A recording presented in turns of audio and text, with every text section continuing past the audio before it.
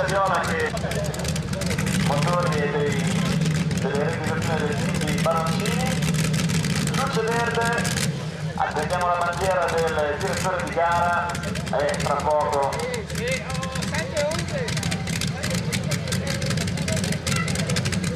attendiamo anche il verde di Megli e partiamo.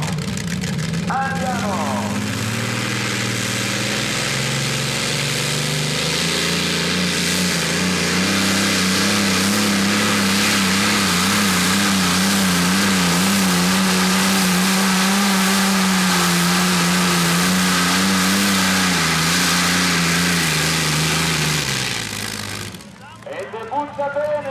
Debutta bene, davvero alla grande.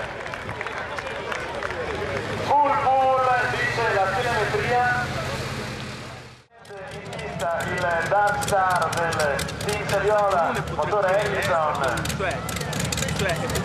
Preparazione di Baroncini, il paro del tractor. Uno ne ha e 100 ne prepara. Anche la dritta Saviola in pista. Questa è una esibizione pura, quindi godetevi lo spettacolo perché è oggi a Rendinara la prima volta che il Dark Star scende in pista e si esibisce per voi.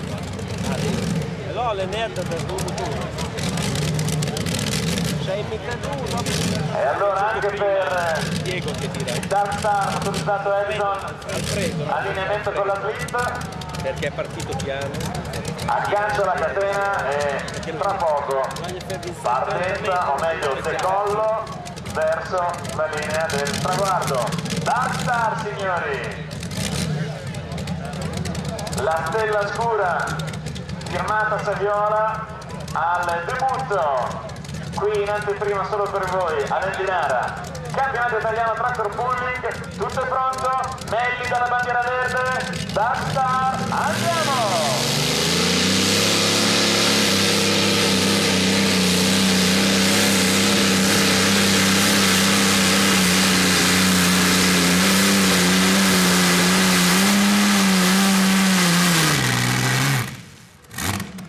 Arrivato!